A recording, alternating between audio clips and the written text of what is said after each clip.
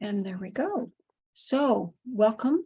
We have the theme of the year, which is to soar higher, celebrating our unity, our team, one community, and reaching our greatest goal, soaring higher. And with strength, love, and zeal, we recognize our wholeness, celebrating each other today and every day through unity.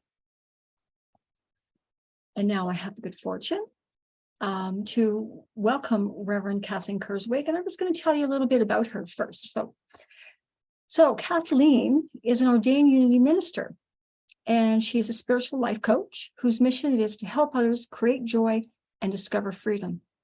She attended her first unity service in December 2009, and since then she's never looked back. She was a licensed unity teacher in 2016, and she was a spiritual leader at Unity of Central Massachusetts between 2018 and 2021. And she graduated with her Master's of Divinity degree from UWSI last year on June 13, 2022. She's passionate about sharing unity and with the unity teachings with as many people as possible. And she thrives on working with people in recovery who are focused on developing spiritual practices. And today she's going to talk about how can you be brave. So Kathleen, welcome. Thank you so much. I am so excited to be here. I can't even begin to tell you. It's an honor and a blessing, and I thank you for being here today. And I hope that something hits you the right way, hits you in a way that gets you to think more.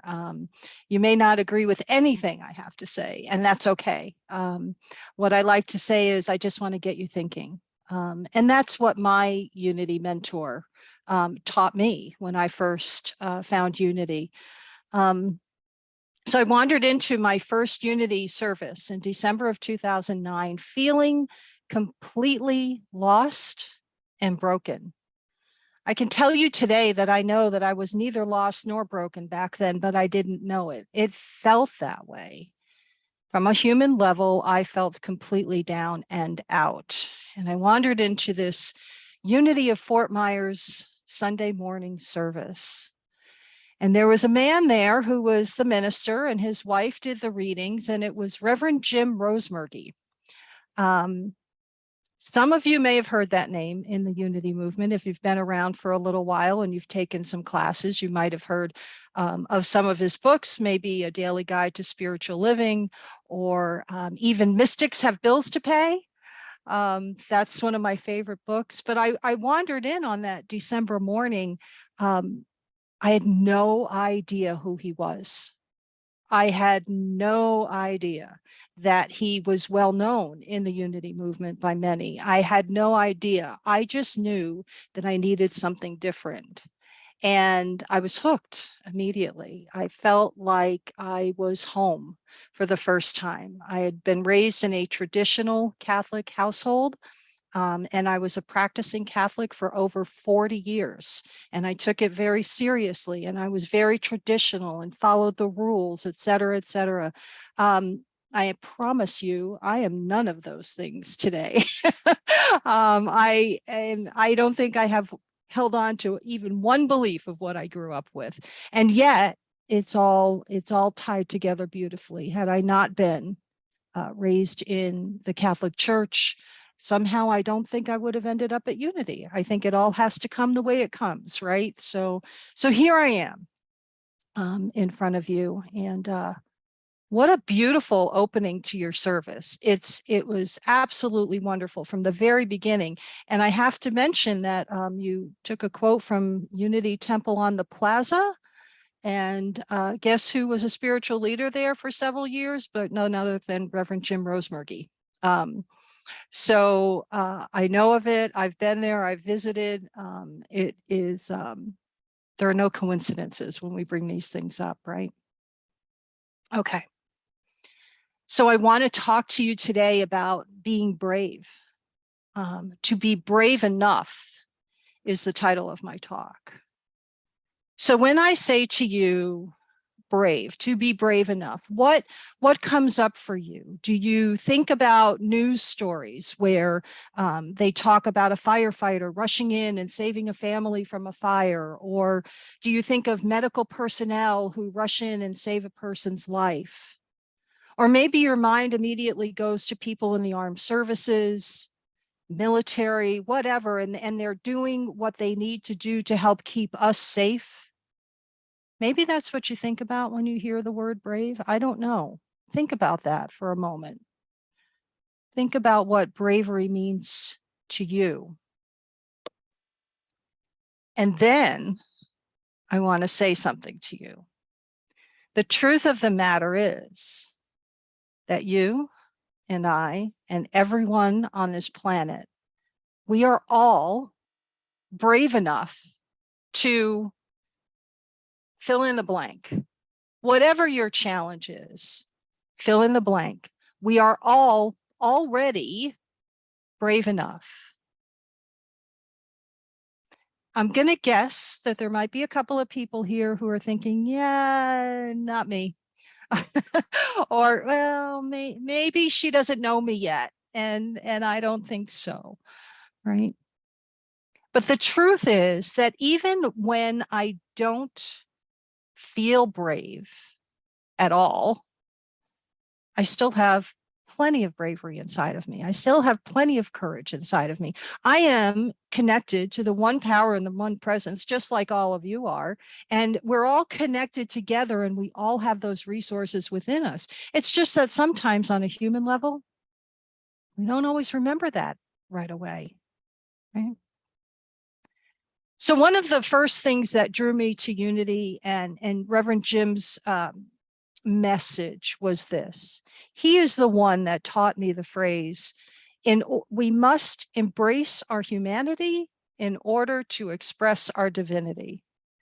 And we were talking about this earlier this morning before the service started.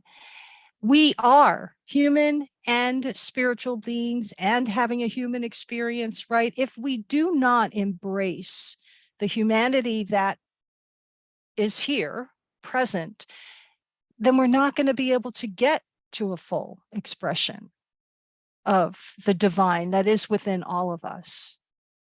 I took that to heart. That really meant something to me. I really believed that with every fiber of my being. I believed that. So back in 2020, some of you may have heard there was an election in the United States, and we had the inauguration of President Joe Biden. And at that inauguration, a young woman was invited to share one of her poems at the inauguration.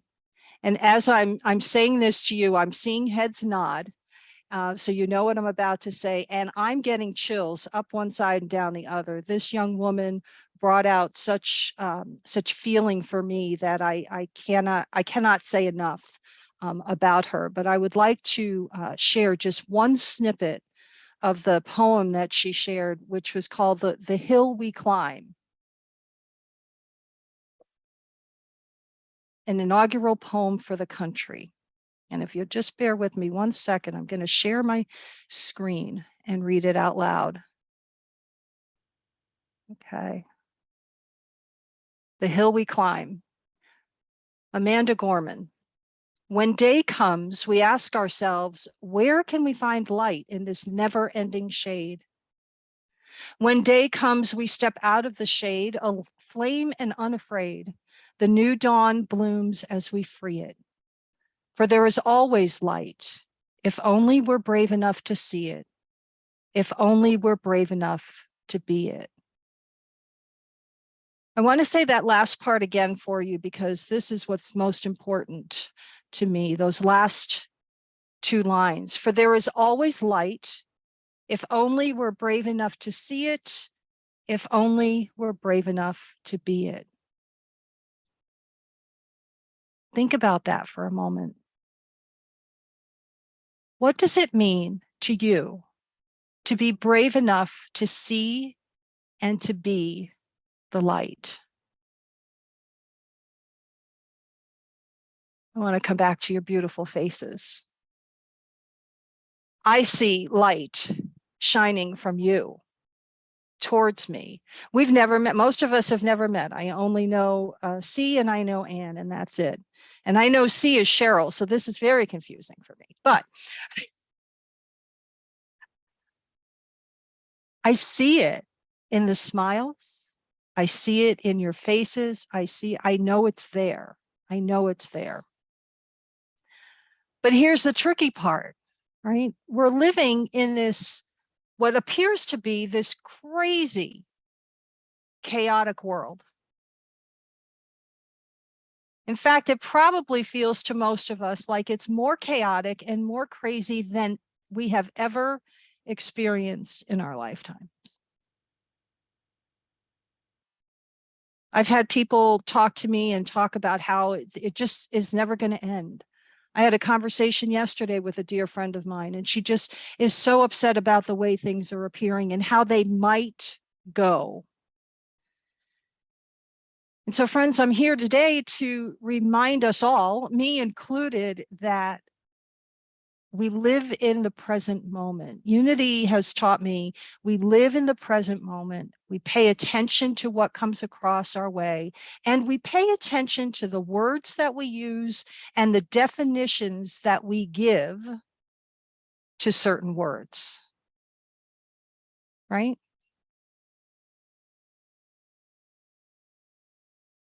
We've seen discord and disagreement and fighting and raging and all sorts of things. And we've seen things like that beautiful medley of music and pictures at the beginning of the service. That was just stunning. Whoever Lynn is a very talented and amazing artist. Wow. Right? You can't see that if you're not able to be present in the moment, right? If you're not able to live as life is coming, then you can't see the beauty. You can only see the problems. And there are many, granted. There are a lot of challenges out there, but there are a lot of lessons to be learned and a lot of growing and beauty that can come from learning these lessons. Okay. So I am telling you all that we are all the light of the world.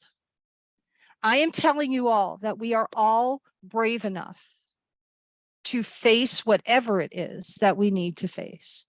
And sometimes we need to face things alone, and sometimes we need to face it with our family. You have a beautiful community here where you face things together. I saw a whole list in the chat box of prayer requests, right?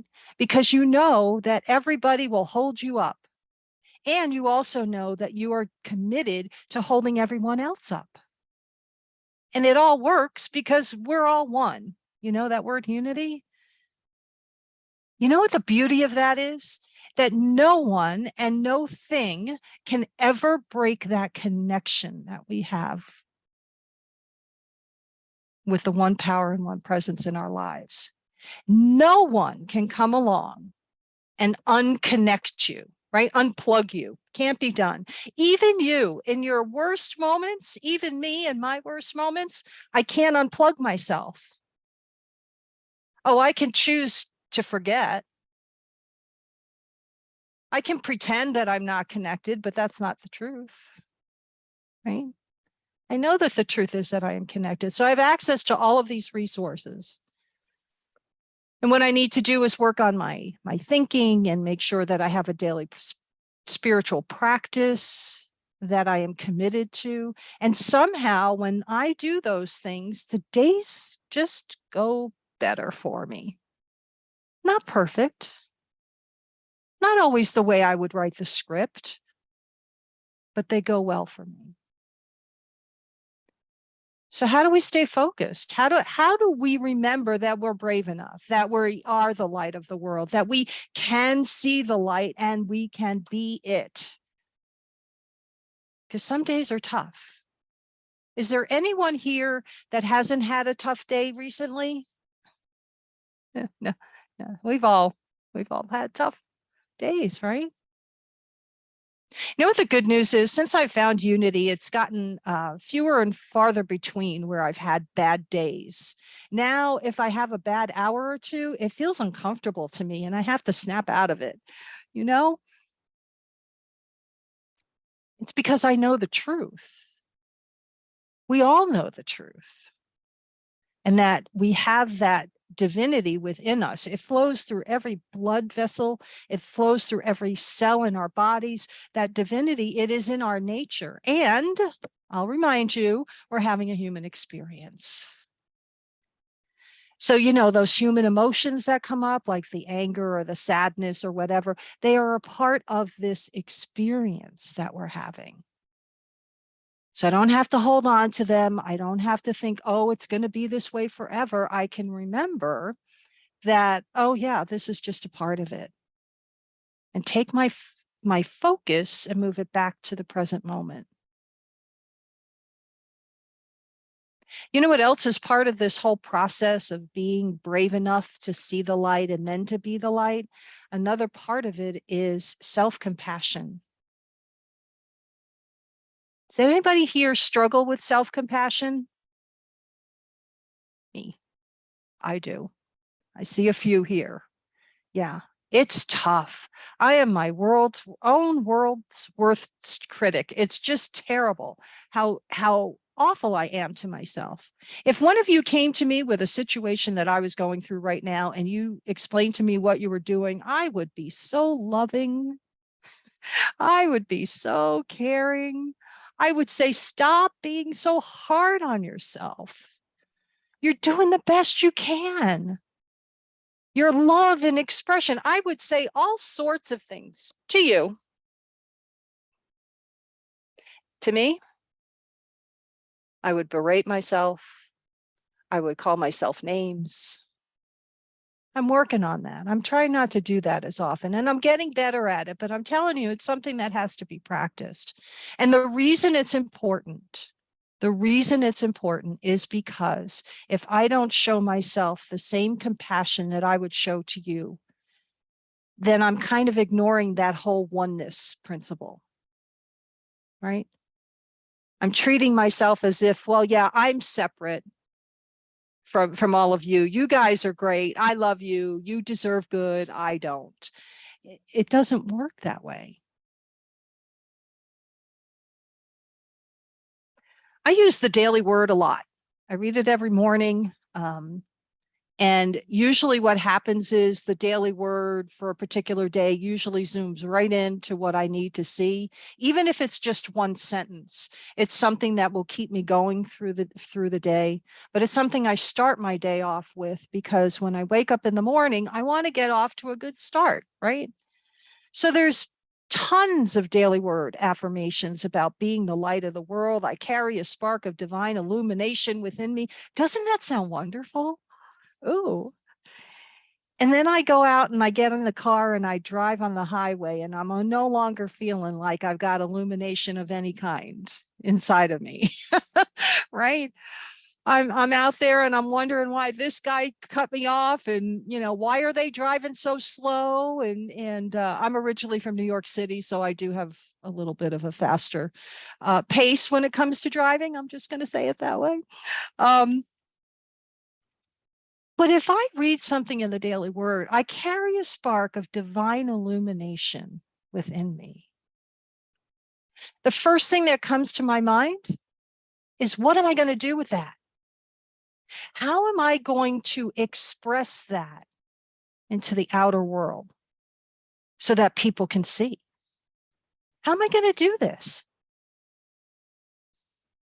Lots of ways you can do it. There's big gestures, there's little gestures, there's everything in between. You can go to the local coffee shop and you can buy yourself a cup of coffee, and you can pay for the person behind you a cup of coffee. See if they keep it going.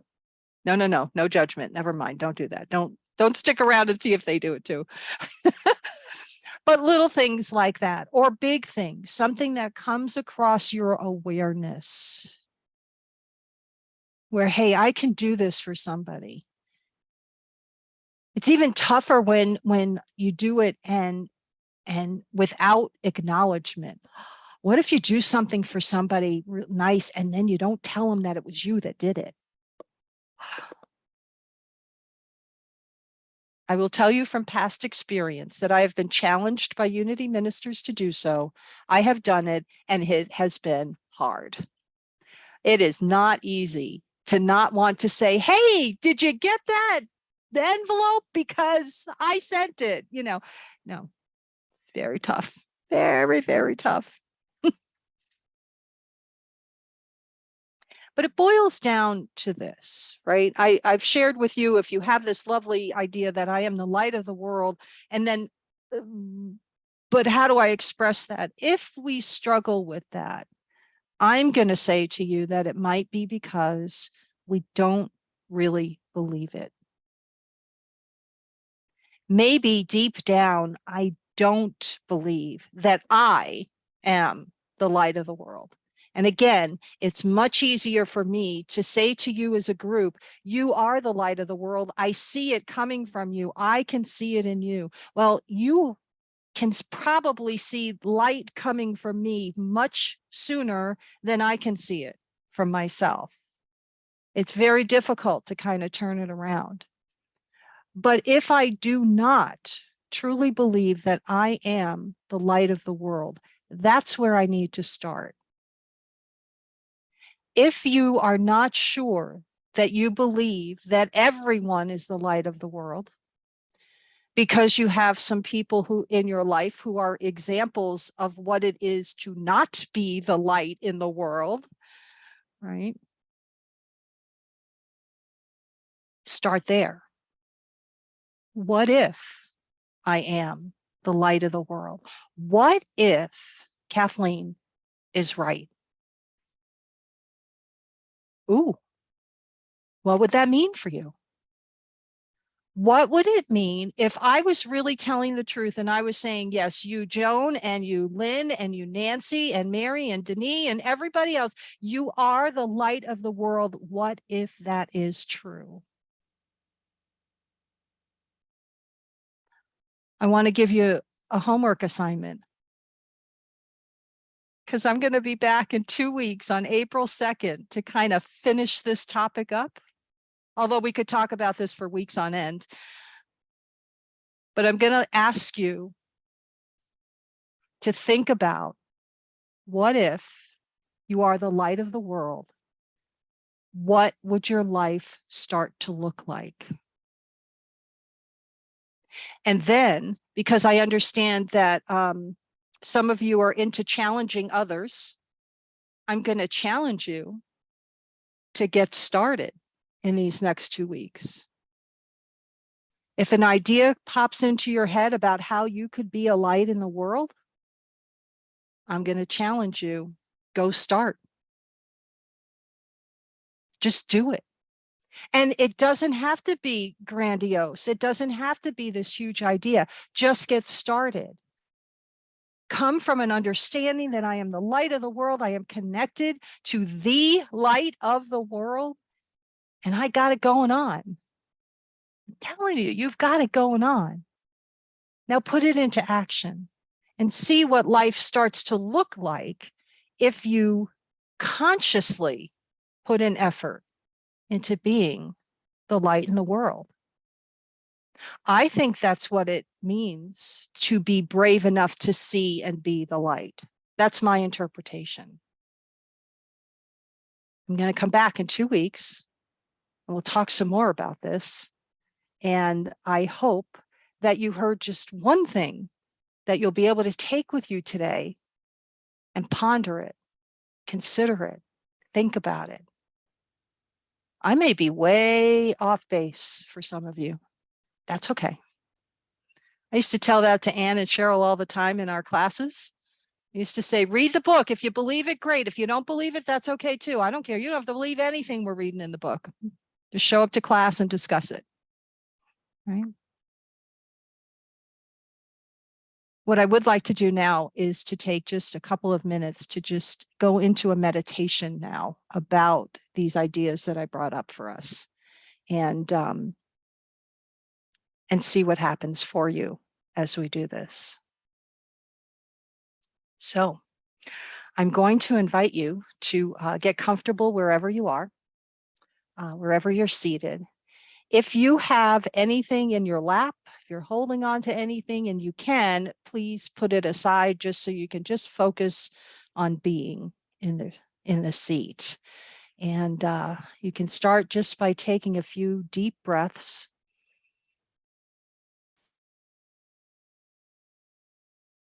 With each breath that we take together, we are reminded that we are one, that we are connected forever and for always, that nothing can break this bond.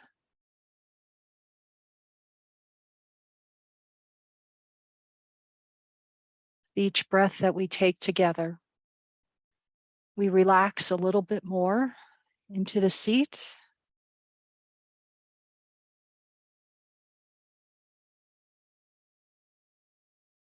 And may the words that I speak now be the words of your own heart.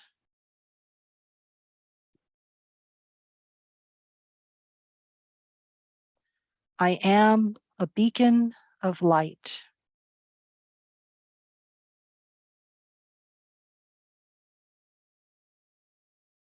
I am the presence of divine love in action.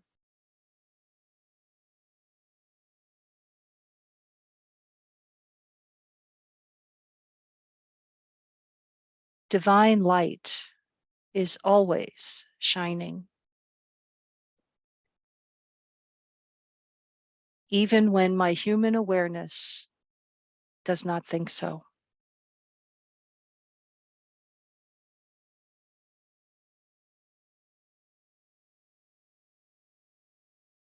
I am committed to seeing the light shine brightly. And I am committed to reflecting it once again.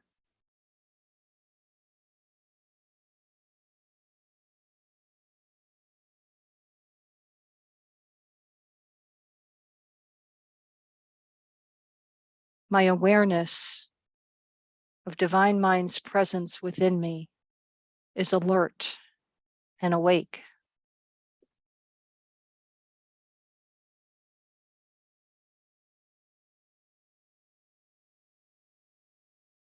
I am a spiritual being, a living reflection of all that the divine is.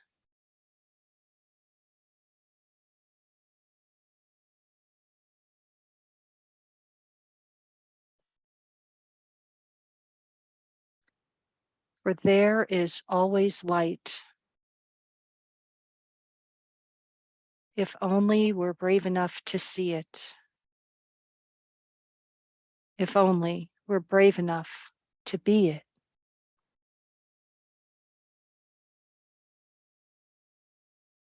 I take Amanda Gorman's words into my heart. I treasure them.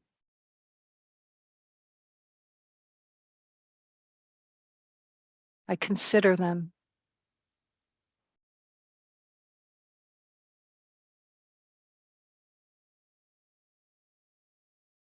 I am so grateful. And my gratitude shows in my words and my actions. I am blessed. And my heart and my mind remain wide open.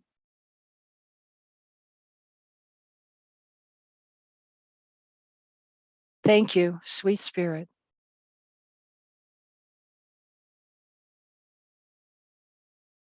And so it is.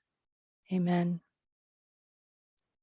And now, before you open your eyes, if your eyes were closed, please just take a couple of deep breaths to bring yourself back to this place and time.